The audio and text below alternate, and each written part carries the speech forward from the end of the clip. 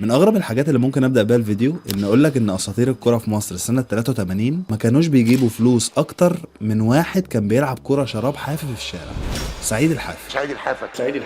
سعيد الحافي كابتن اسطوره مش هتتكرر تاني خالص. اسطوره. اسم سعيد الحافي كان بيجري منطقه كامله عشان تتفرج عليه. سعيد الحافي كان حريف الشارع اللي عنده جماهير زي او اكتر من نجوم الدوري وقتها. الموضوع كان واصل ان في واحد طلق مراته وبعد ما اتفرج عليه وهو بيلعب رجعها. بالله في ايه يا ست؟ قالت لي انا جوزي طلقني، نزل اتفرج عليك رجعني. اول لاعب كرة شراب في تاريخ مصر يتعمل له ماتش اعتزال، وممكن تكون شايف دي حاجه عاديه، بس ده كان ماتش اعتزال للعيب ما لعبش بجزمه كوره في حياته. واحد ما لعبش ولا في اهلي ولا زمالك ولا استاد ولا اي حاجه، خلى اكبر نجوم الدوري المصري يحضروا له ماتش اعتزال. لما الكاتب بشير الديك سمع عن موهبه سعيد كتب عنها على طول وعرضها على المخرج محمد خان اللي ما ترددش ونزل امبابه بنفسه قعد مع سعيد يسمع قصته. ومن هنا طلع لنا واحد من اقوى واعظم افلام السينما المصريه، الحريف. خليني في الاول اقول لك قصه الفيلم في السريع عشان لو انت ناسيها ولا حاجه. فيلم الحريف بيحكي عن شاب بسيط اسمه فارس، عنده موهبه جباره في الكره الشراب، لكن بالرغم من موهبته دي شغال في مصنع جزم وعايش في اوضه فوق السطح، وفلوسه كلها بيجيبها من لعبه الكره الشراب والمراهنات والشارع. فبيفضل فارس طول حياته بيجري انه يلاقي مكان ينتمي ليه.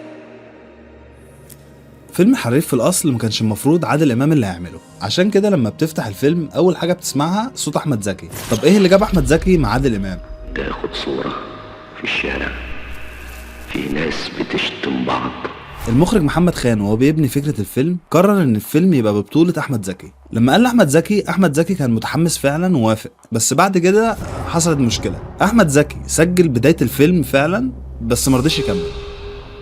محمد خان كان شايف الشخصية دي شكلها واقعي، ملامحها شعبية وخشنة شوية كده، بعيدة عن صورة النجم الوسيم والأمور. والأهم كمان إن الشخصية محتاجة إن يكون شعرها طويل ومنعكش كده، يعني مش ستايل نجم. أحمد زكي لما سمع كده قال لأ، احمد عانيتني وقام راح للمخرج حلق شعره على واحد. جالي حالة تقريبا نوع.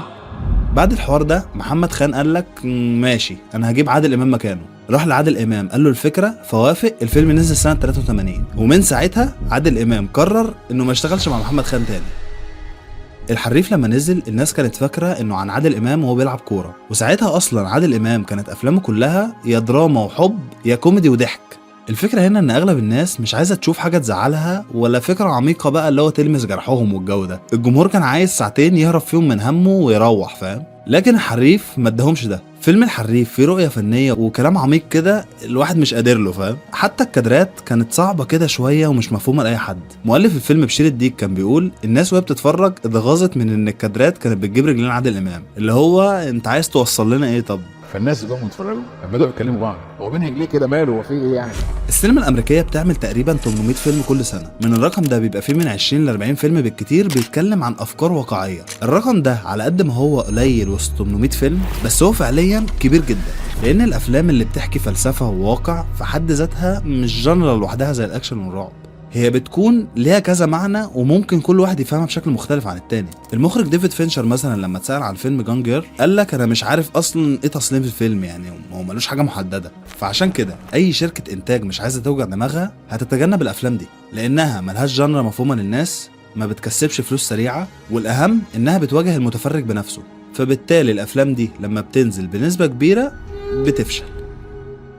افلام زي تاكسي درايفر وفايت كلاب دول مش افلام وخلاص، دي افلام علقت في دماغ البشر، بس لما تبص عليهم زمان كده هتلاقي ان هم فشلوا لما نزلوا والناس شتمت فيهم اصلا. ومش عايز اصدمك، بس لو رحنا لتصنيف الاي ام دي بي للفيلم الاعلى تقييما في تاريخ السينما كلها هتلاقي فيلم ذا شاوشانك ريديمشن، وده كان من اكتر الافلام فشلا سنه 94 وقت ما نزل. مش هقول لك الناس دخلته مثلا وما حبتوش بعدها، لا، ده كان بس بسبب ان الناس شافت ان اسم الفيلم معقد.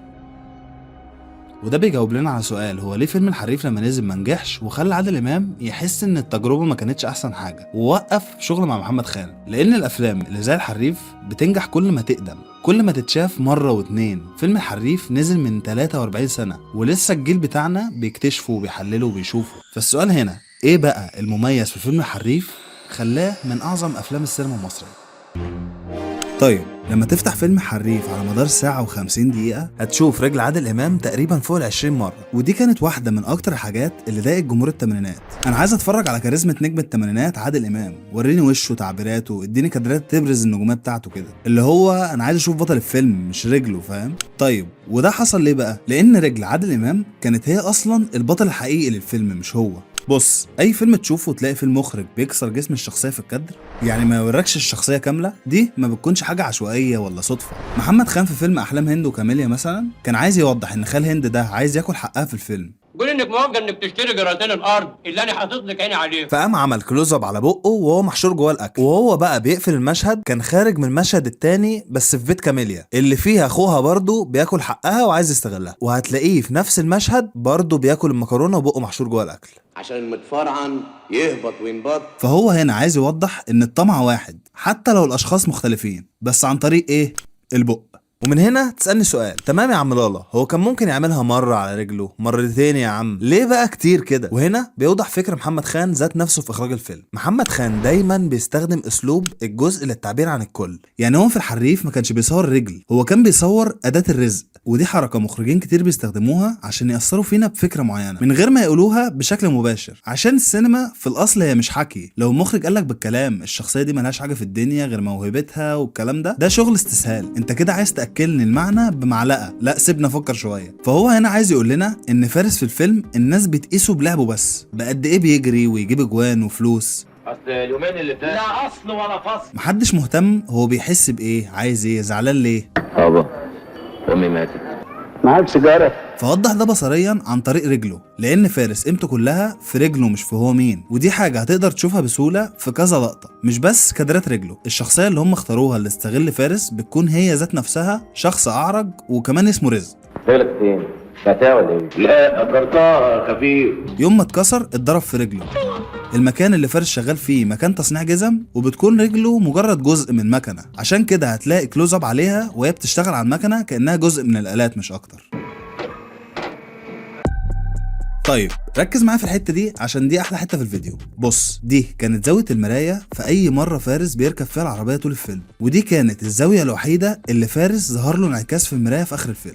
قدرت تقفش ليه حصل كده؟ المرايه ومحمد خان هم اكتر اتنين صحاب في اي فيلم بيعملوا، وبنفس اسلوب الجزء للتعبير عن الكل، المرايه كانت العنصر التاني بعد الرجل. الله الله، ومالك محمود كده ليه؟ اقعد كده وروق. مثلا في القهوه اللي هم كانوا بيقعدوا فيها تقريبا كان فيها اكتر من 10 مرايات، مرايات العربية، مرايات المطعم، الفيلم كله مرايات، ومن كل المرايات دي عادل إمام ما كانش بيظهر له أي انعكاسات إلا في لحظات معينة جدا. مثلا وهو واقف مع مراته في المطعم كان في مراية لازقة في ظهره ومش ظاهر فيها، وهو قاعد مع صاحبه المراية جنبه وبرضه مش بيظهر فيها. عادل إمام عمل 3 مشاهد طول الفيلم في القهوة، أول مرة كان قاعد في الحتة اللي مش جنبها مراية عشان لما يقوم ما يظهرش فيها، في المرة التانية جاب عادل إمام على الجنب التاني لأن الحتة دي فيها مراية في النص، والمرة التالتة ما ظهرش برضه في المرايات. فالسؤال، ليه ما ظهرلوش أي انعكاس في المرايات إلا في المرة التانية؟ والإجابة ببساطة عادل إمام بيظهر في المرايات في اللحظات اللي بيشوف فيها نفسه بس.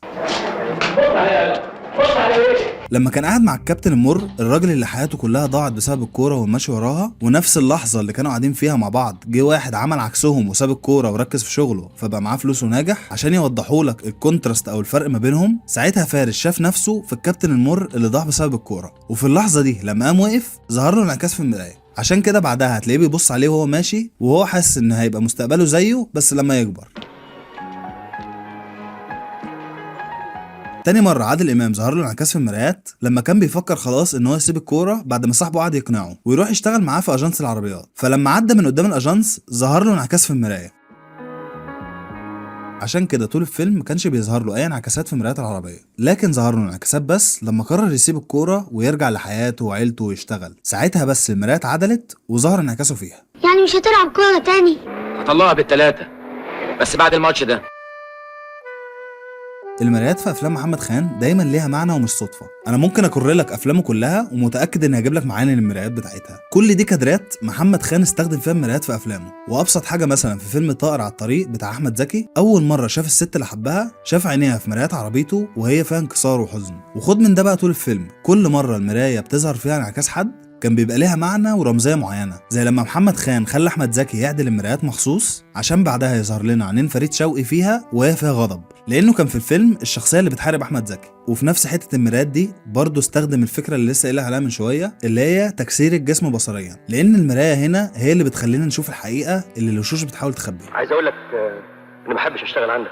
وفي الحته دي انا حسيت ان محمد خان بيحب ستايل اخراج فيلم تاكسي درايفر قوي، لان حته المرايات دي كانت من اقوى الحاجات اللي كان بيوضح بيها مشاعر ترافيس في الفيلم. ترافيس في فيلم تاكسي درايفر كان دوره سواق تاكسي وبيلف في الشوارع برضه زي احمد زكي في طائر على الطريق، وبرضه كان بيشوف الناس عن طريق مرايات عربيته. وابسط حاجه المشهد الاخير اللي كان قريب جدا من المشهد بتاع احمد زكي.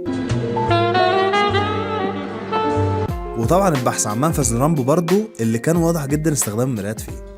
حلوه الجناب ولا خفلك تاني؟ هو ليه عادل امام في فيلم حريف تقريبا ما كانش فيه لقطه هو خارج من مكان او داخل مكان او ماشي في الشارع الا لما اتجابت من ظهره مش من وشه؟ ليه طول الفيلم بنشوف عادل امام كتير جدا من ظهره بس؟ وبرضه عايز اقول لك ان الباك شوتس دي عامه كانت من اكتر الحاجات اللي ضايقت الناس برضه، لانها كانت كتيره ومركزه قوي، واوقات ممكن تحس انها مش مفهومه او غريبه، زي اللقطه دي كده مثلا تحس ان هي في حاجه غلط. فارس طول الفيلم بيجري، اول لقطه في الفيلم كان بيجري، في نص الفيلم بيجري، صوت نفسه بيظهر لنا بشكل متكرر. طبيعي لما تبص على اي حد من ظهره فده معناه ان هو سايبك وماشي، يعني بيبعد عنك. فلقطات الظهر ببساطه هي المشهد الطبيعي المخنا لاي انسان ماشي وسايب المكان. لكن على الناحيه التانيه لو الكاميرا جابته من وشه وهو ماشي، الكاميرا هتبقى بترجع لورا معاه، وده بيدي احساس ان البطل جاي علينا او في مكان محدد هو رايح له. ومع شخصيه زي فارس ده ما كانش ينفع، لان هو واحد تايه بيحاول يهرب لاي مكان ينتمي ليه بس مفيش. انا احسن حاجه اروح ادفن نفسي بالحي. ودي حاجه ببساطه هتوضح لك في مكان سكنه، هو مرمي فوق سطح العماره وسط الاعلانات.